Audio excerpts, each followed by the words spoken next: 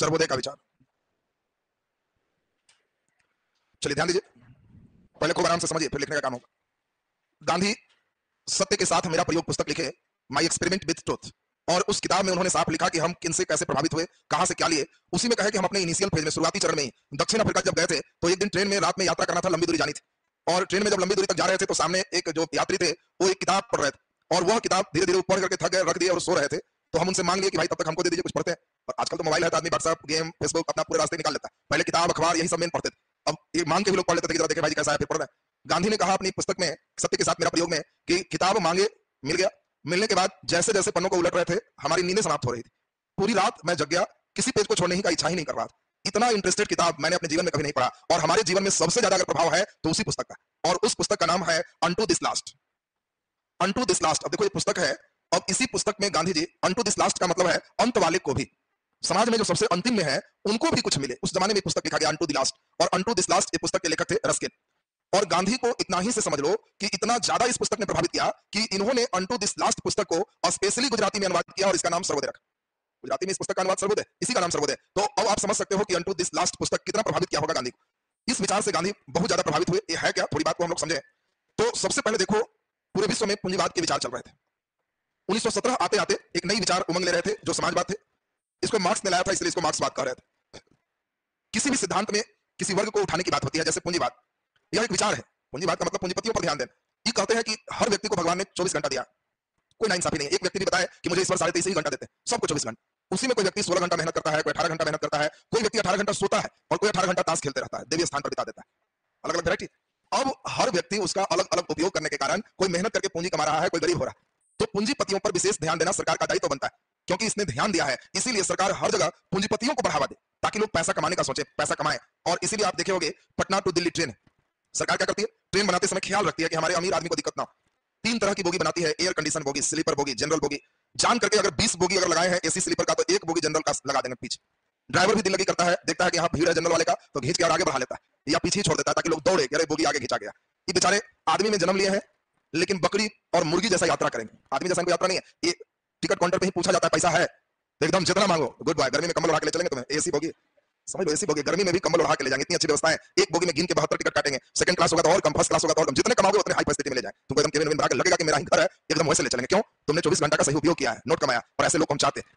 अगर पैसा है तो जी थोड़ा है, कोई बात नहीं, थोड़ा है ना तो तुमको हम सुता के बढ़िया से ले जाएंगे। एक बोगी में 72 से ज्यादा इसमें भी नहीं रखेंगे। पैसा है तो जी एकदम कम है, कम है, 24 घंटा एक किया तुम लो, सीट 72 है, लेकिन हम 7200 आदमी भी आएगा तो सबको टिकट दे देंगे। तुम समझो लटकेगा कि ऊपर कैसे क्या करेगा वो तुम समझो। अब तुम देख रहे होगे, इसी से समझ रहोगे पूंजीवाद क्या है। पूंजीवाद का मतलब पूरे रास्ता में इनको पूंजी क्या होता है समझ में आ जाना चाहिए। इतना सताना है कि उसको पूरे रास्ता लगे कि पूंजी क्या होता है। घुसते समय जैसी ट्रेन रुके, एकदम खिड़की से गमछी फेंके, फेंके, बैग रखे, सीट लूटे, अंदर घुसे तो कहे भाई जी गमछी गायब हो। नीचे बैठ रहा है आदमी, ऊपर चढ़ रहा है, नीचे वाला हल्ला कर रहा है, भाई जी चप्पल खोल के चढ़िए, पूरा चप्पल वाला पड़ा दिया। यात्रा इतनी जबरदस्त है उनका, तो उठक बैठक भी बंद रहे।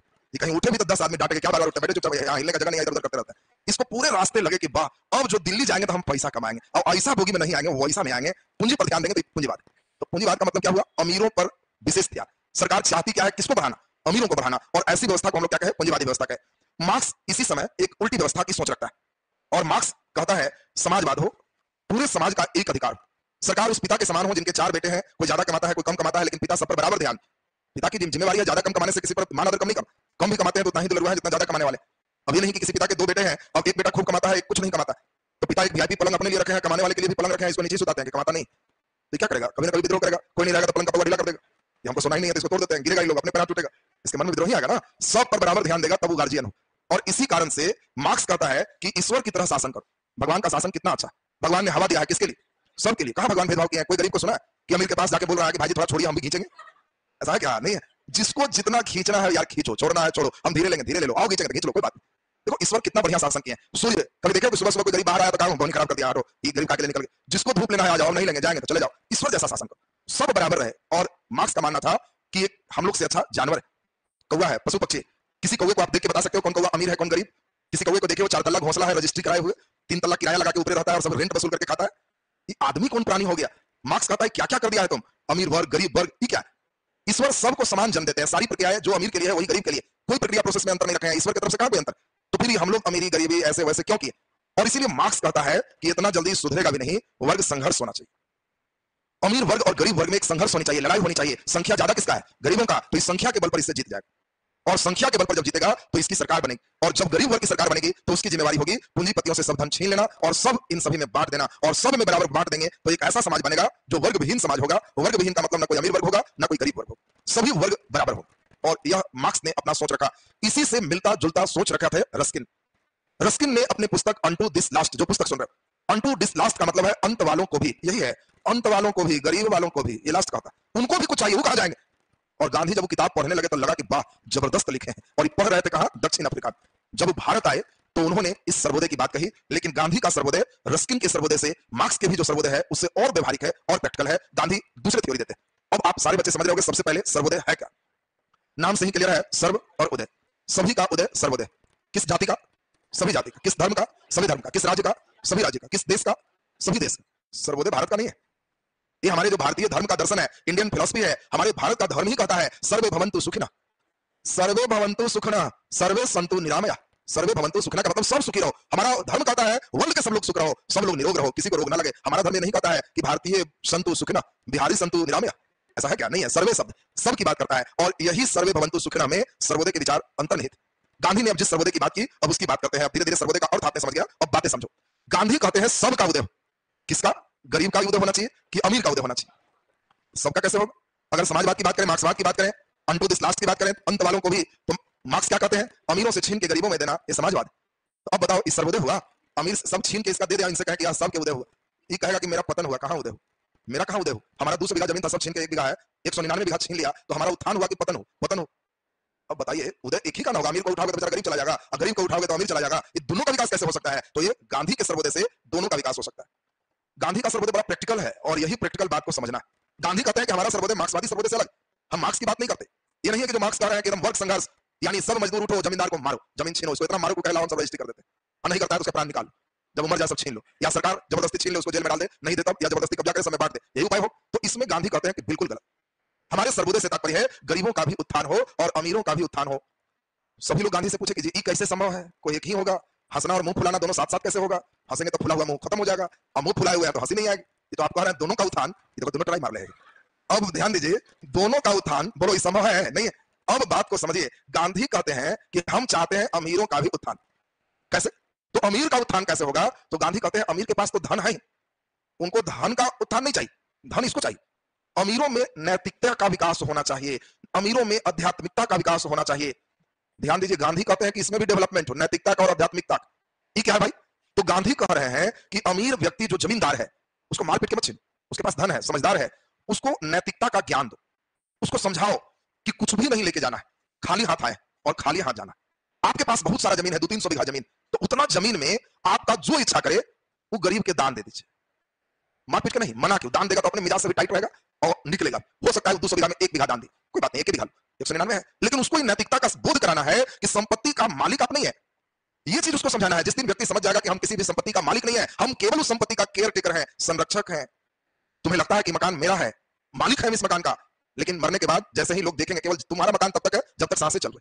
ये सांसें बंद होते ही सबसे पहले लोग टांग के बाहर निकालें, बाहर निकालो नहीं तो गंध बदबू आ जाएगा। अगर वो तुम्हारा ही मकान होता तो लोग टांग के निकालते कैसे।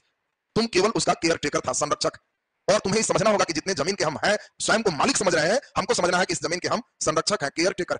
और केयर टेकर की ड्यूटी है गरीबों पर भी ध्यान दो, मालिक होने ले जाना रहता तो कहते एकदम मत दीजिएगा, किसी को नहीं दीजिए। उसके अंदर आध्यात्मिकता का विकास करो कि सबसे बड़ी पूजा क्या है, दान। इससे मिला हुआ पुण्य से ज्यादा कुछ नहीं। हरिश्चंद्र की कहानी सुनो, बहुत बड़ा राजा था, सपना उसको आया कि हम सारी संपत्ति दान दे दिए। तो सपना जो आया तो सवेरे उठ के दे दिया कि जब सपना ऐसा आया था हम राजा नहीं रहे। और उस हरिश्चंद्र का नाम आज भी सुन रहे हैं क्योंकि उसने दान दिया।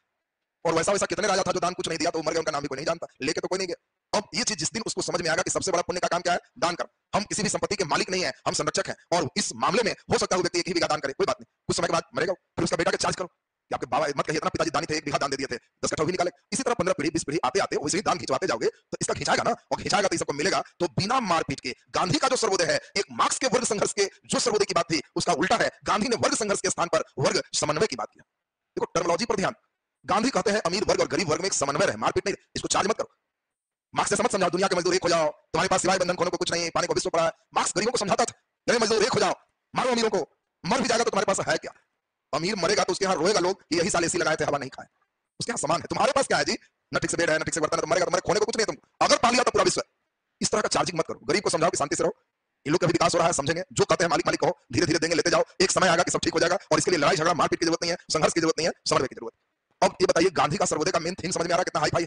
अब इस सर्वोदय की आवश्यकता क्यों हुई, कैसे संभव हो पाएगा, ये दो बातें और चर्चा करें तो सर्वोदय संभव हो जाएगा कि खत्म हो जाएगा। अब इस सर्वोदय के उद्देश्य क्या है, क्यों सर्वोदय हमें चाहिए? तो पहला नंबर सबसे इंपॉर्टेंट है समतामूलक समाज की स्थापना के लिए। समतामूलक समाज की स्थापना के लिए आज हमारा समाज क्या है?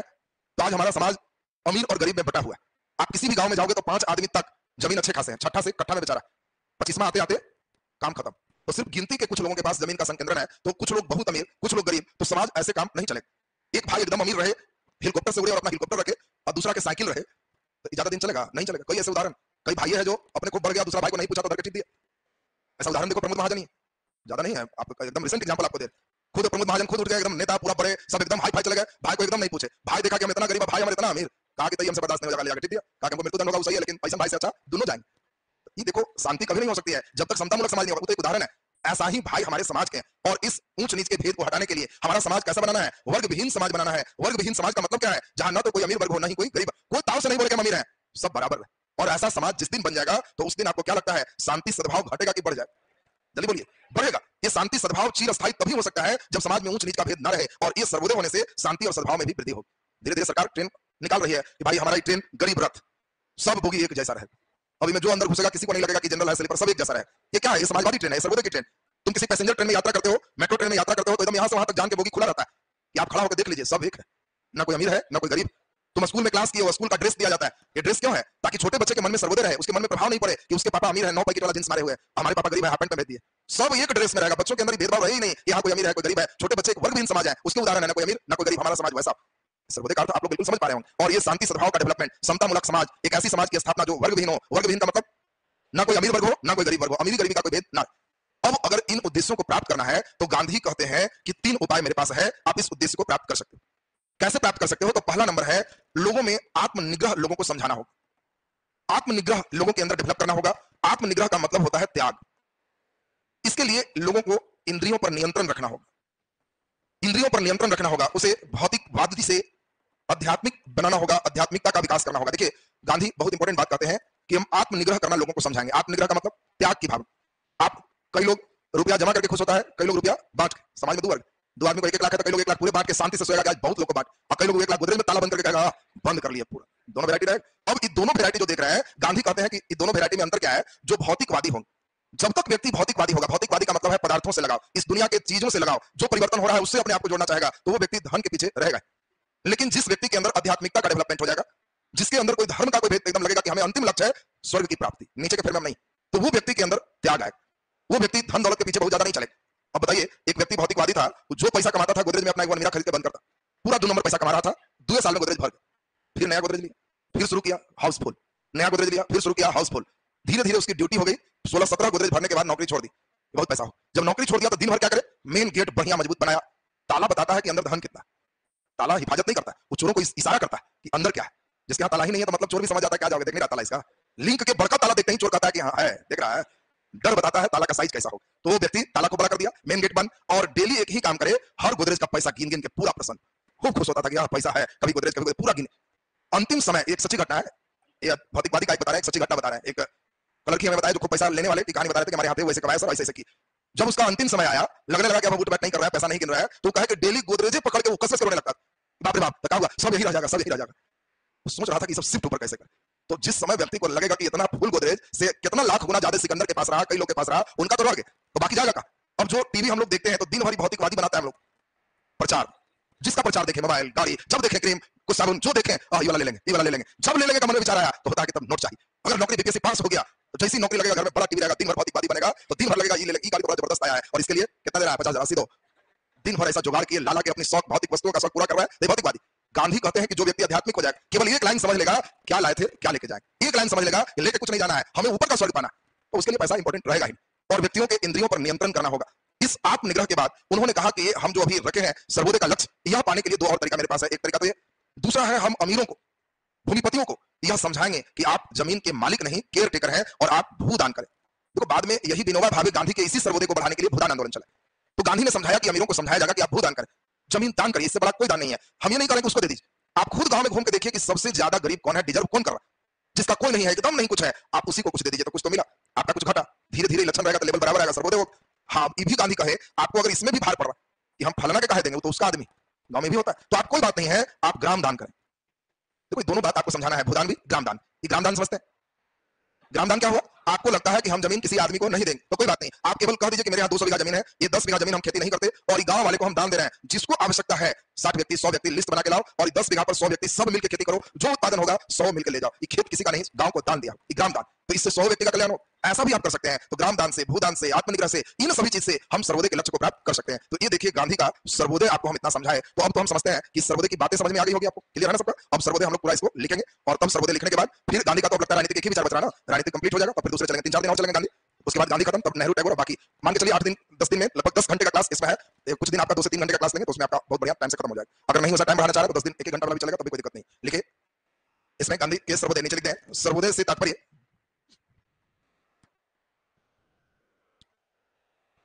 सर्वोदय से तात्पर्य सबके उदय से है, सर्वोदय से तात्पर्य सबके उदय से है, सबके उदय से है। सर्वोदय के विचार, सर्वोदय के विचार भारतीय धर्म के दर्शन,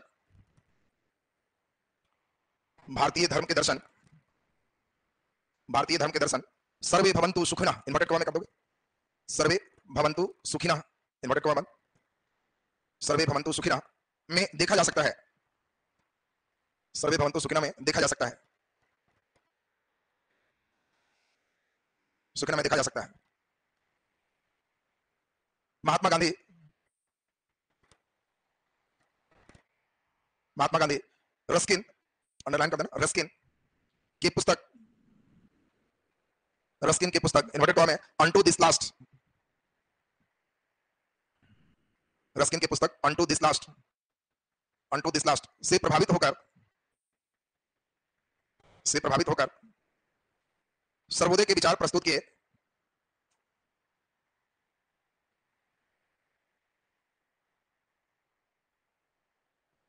सर्वोदय के विचार प्रस्तुत किए। गांधी का सर्वोदय, गांधी का सर्वोदय रस्किन द्वारा प्रतिपादित सर्वोदय से अधिक व्यवहारिक रहा, रस्किन द्वारा प्रभाव, रस्किन द्वारा प्रतिपादित सर्वोदय से अधिक व्यवहारिक रहा, अधिक व्यवहारिक रहा। चलिए पैराग्राफ चेंज कर दो, पैराग्राफ चेंज करके लिखें, जहां एक और पूंजीवादी सिद्धांत, जहां एक और पूंजीवादी सिद्धांत पूंजीपतियों के विकास पर बल देता है, पूंजीपतियों के विकास पर बल देता है, पूंजीपतियों के विकास पर बल देता है, तो वहीं दूसरी ओर, तो वहीं दूसरी ओर मार्क्सवाद, मार्क्सवाद वर्ग संघर्ष के माध्यम से, वर्ग संघर्ष के माध्यम से पूंजीपतियों का धन छीनकर, पूंजीपतियों का धन छीनकर गरीबों में उसे बांटकर सर्वोदय की बात करता है, गरीबों में उसे बांटकर सर्वोदय की बात करता है। मार्क्सवाद में अमीरों के पतन से, मार्क्सवाद में गरीबों के पतन से, सॉरी अमीरों के पतन, अमीरों के पतन से गरीबों के उत्थान की बात कही गई है, गरीबों के पतन से, सॉरी अमीरों के पतन से गरीबों के उत्थान की बात कही गई है, अमीरों के पतन से गरीबों के उत्थान की बात कही गई है। तो वहीं गांधी का सर्वोदय, तो वहीं गांधी का सर्वोदय वर्ग संघर्ष के उलट, वर्ग संघर्ष के उलट वर्ग समन्वय पर आधारित है, वर्ग संघर्ष के उलट वर्ग समन्वय पर आधारित है, वर्ग समन्वय पर आधारित है, जिसमें अमीर और गरीब, जिसमें अमीर और गरीब दोनों वर्ग के उत्थान को सर्वोदय का हिस्सा माना गया है, दोनों वर्ग के उत्थान को सर्वोदय का हिस्सा माना गया है, दोनों वर्गों के उत्थान को सर्वोदय का हिस्सा माना गया है, हिस्सा माना गया है। ये बताओ एकदम लाइन क्लियर है ना सबका? अब हम लोग थोड़ी सी बात करेंगे अमीर में क्या उत्थान, नैतिकता का और आध्यात्मिकता का। तो एक पैराग्राफ हम लोग इन बातों को करेंगे और तब हम लोग चलेंगे क्या उद्देश्य है हमारा इस सर्वोदय का और इस उद्देश्य को पाने के लिए हमारे पास साधन क्या, इन दोनों की बात करेंगे और सर्वोदय खत्म हो जाएगा। तो पैराग्राफ चेंज कर दे, लिखें महात्मा गांधी, महात्मा गांधी गरीबों में धन के उत्थान की बात करते हैं, गरीबों में धन के उत्थान की बात करते हैं, धन के उत्थान की बात करते हैं, तो अमीरों में आध्यात्मिकता और नैतिकता के विकास की बात करते हैं, आध्यात्मिकता और नैतिकता के विकास की बात करते हैं, आध्यात्मिकता और नैतिकता के विकास की बात करते हैं। उन्होंने अमीर व्यक्तियों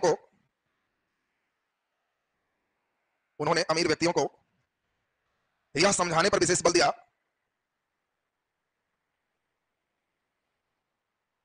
अमीर व्यक्तियों को यह समझाने पर विशेष बल दिया कि वे संपत्ति के मालिक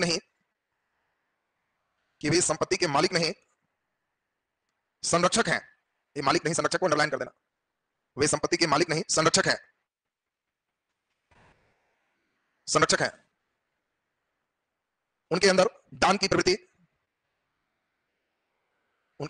प्रवृत्ति का विकास हो, उनके अंदर दान की प्रवृत्ति का विकास हो। वे समाज के निचले वर्ग के उत्थान में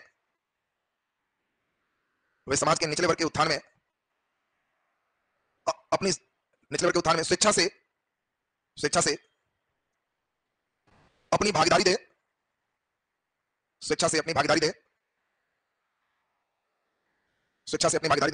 चलिए तो ये अमीरों का डेवलपमेंट हम लोग देख लिए। अब सबसे इंपॉर्टेंट हम लोग क्या देखेंगे? उद्देश्य की बात करेंगे। तो उद्देश्य, मूलभूत उद्देश्य क्या है? समतामूलक समाज। फिर उद्देश्य क्या है? शांति सद्भाव। और उद्देश्य क्या हो सकता है? दो तीन उद्देश्य देख लेते हैं, दो अच्छा नहीं लग रहा है, एक और बढ़ा देते हैं। तो एक और उद्देश्य क्या हो सकता है? तो गांधी क्या कहते हैं? बड़े बड़े फैक्ट्री नहीं लगाना, नहीं तो फिर कोई मालिक हो जाएगा, कोई मजदूर हो जाएगा। छोटे छोटे बनाना है, और छोटे छोटे उद्योग से लोग क्या होंगे? आत्मनिर्भर होंगे। बड़े फैक्ट्री की जगह छोटे छोटे उद्योग लगाना, और छोटे छोटे उद्योग लगाने से क्या होगा? मालिक चपरासी कोई नहीं रहेगा, सब लोग कैसे बनेंगे? आत्मनिर्भर बनेंगे। तो ये उद्देश्य हो गया। अब आप ध्यान दीजिए, एक दो डिजाइन आप सभी आंसर में कोशिश करो कि सब में रहे, तो उद्देश्य में ही हम लोग चल रहा है। तो उद्देश्य में ध्यान दीजिए, हम लोग चले सर्वोदय के लक्ष्य, उद्देश्य जो लिख देंगे, ये सर्वोदय का लक्ष्य है और सबका उदय हो रहा है, तो इसको एकदम सूर्य बना देते हैं। अब सर्वोदय का ही लक्ष्य में पार्ट आ रहा है, तो सर्वोदय के सूर्य से सबसे मेन एक किरण निकल के बाहर आ रही है, और यह लक्ष्य क्या है? समतामूलक समाज की स्थापना।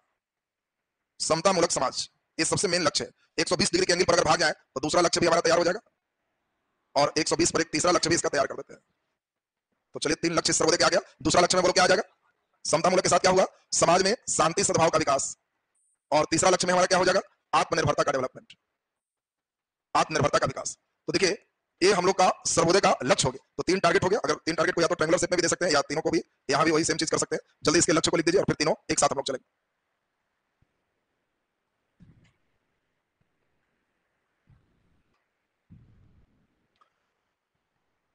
थाउट में एक कोई डायग्राम सोच लेना है कि कहीं एक बढ़िया डायग्राम हम ऐसा दें जिसमें अच्छा लगे, और लक्ष्य हो सकता है उसका किस प्रकार प्राप्त करेंगे, साधन की बात कर सकते हो, किसी में डायग्राम दे सकते हो।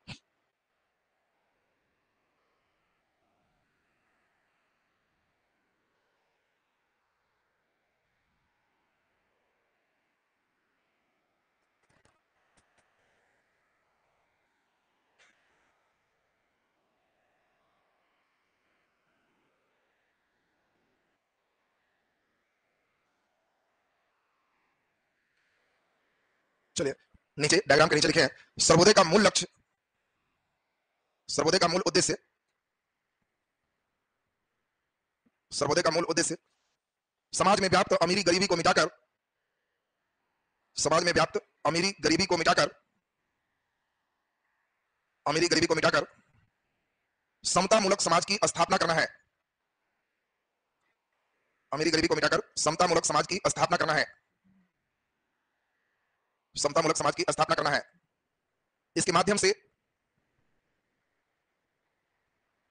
से एक ऐसे वर्गविहीन समाज का स्थापना करना लक्ष्य है, एक ऐसे वर्गविहीन समाज की स्थापना करना लक्ष्य है,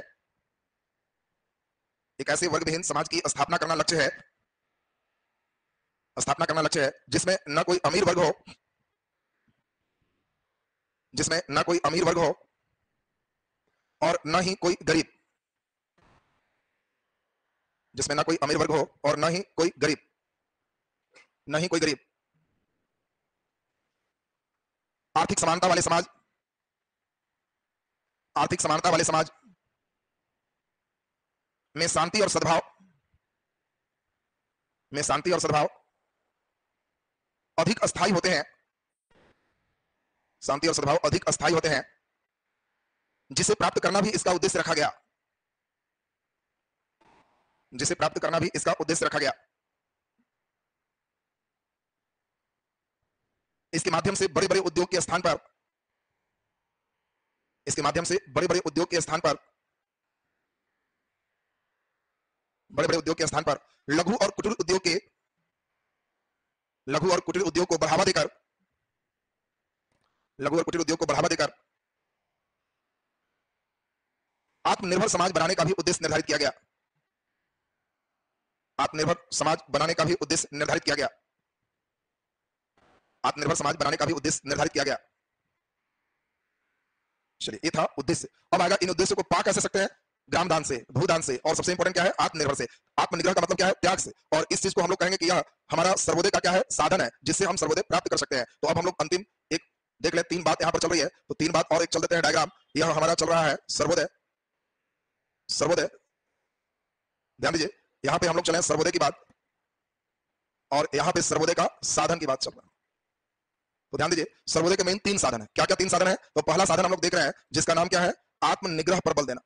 दूसरा नंबर क्या है? भूदान पर बल देना। और तीसरा नंबर क्या है? ग्राम दान पर बल देना। तो नीचे डायग्राम बना लीजिए। अब हम लोग साधन पर एक पैराग्राफ लिखते हैं। तुम कुछ नया भी सोच सकते हो, कोई नहीं कही डायग्राम में।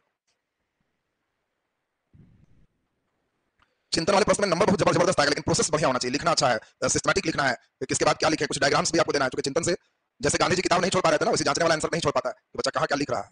सीक्वेंस होना चाहिए आपका। क्या बड़ा चिंता में नजर आ रहा है, बनाओ जल्दी से, तभी 3 को गोल में चिंता में नजर आ रहा है।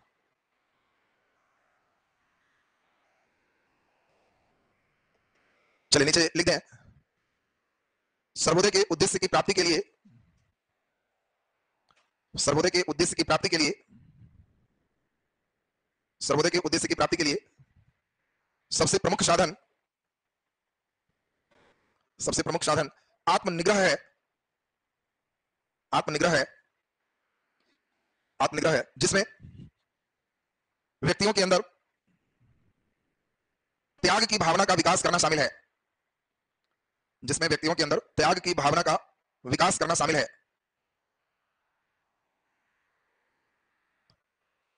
व्यक्तियों को भौतिकवाद से अध्यात्म की ओर मोड़कर, भौतिकवाद से अध्यात्म की ओर मोड़कर उसके इंद्रियों पर नियंत्रण कर, उसके इंद्रियों पर नियंत्रण कर, उसके इंद्रियों पर नियंत्रण कर उसके अंदर त्याग की भावना विकसित की जा सकती है। उसके अंदर त्याग की भावना विकसित की जा सकती है।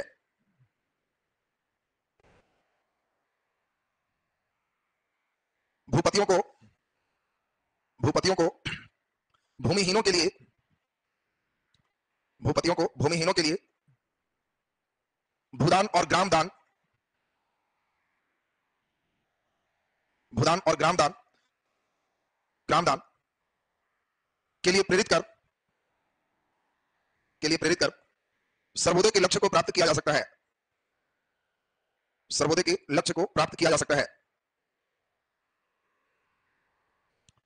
चलिए लास्ट पैराग्राफ लॉक कर देंगे, कंप्लीट हो जाएगा। तो यहां तक तो बिल्कुल क्लियर है सबका। अंतिम पैराग्राफ पे चले और उसके बाद कंप्लीट। अब हम लोग निष्कर्ष पे चल रहे हैं। तो निष्कर्ष में बताओ, सर्वोदय किसी जाति की बात करता है, धर्म की बात करता है, देश की बात करता है? नहीं, एक ऐसा है सार्वभौमिक चीज। सार्वभौमिक का मतलब क्या है? सब जगह। इसके द्वारा न केवल वर्ग संघर्ष नहीं करना, वर्ग समन्वय के माध्यम से सभी वर्गों का विकास संभव है। एक ऐसे समाज की स्थापना करना संभव है जिसमें समाज समता मूलक हो, हर कोई कैसा हो? बराबर। इसके लिए लड़ाई झगड़ा हो नहीं, स्वयं अमीरों को प्रेरित करें त्याग कर, उसके माध्यम से ऐसा करना संभव। अब इसी में हम ट्रेनिंग दे दें कि देखो, जो गरीब लड़का है नया बैच शुरू कर रहा है, देखो अमीर कौन है, गरीब एक हो जाओ, मारो उसका सिगरेट छीन लो, मोबाइल छीन लो, उसको बेच डालो, पढ़ो, अमीर अपना घर से पैसा मंगा ले। ये मार्क्स कहता है, मार्क्स यही ट्रेनिंग देता है।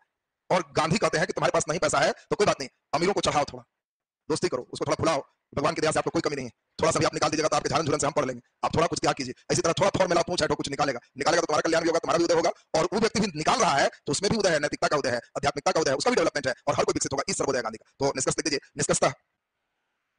निष्कर्षता यह कहा जा सकता है, निष्कर्षता यह कहा जा सकता है कि गांधी ने जिस सर्वोदय का प्रतिपादन किया, गांधी ने जिस सर्वोदय का प्रतिपादन किया, जिस सर्वोदय का प्रतिपादन किया, वह भारतीय परिस्थिति के अनुकूल रहा, भारतीय परिस्थिति के अनुकूल था। इसमें वर्ग समन्वय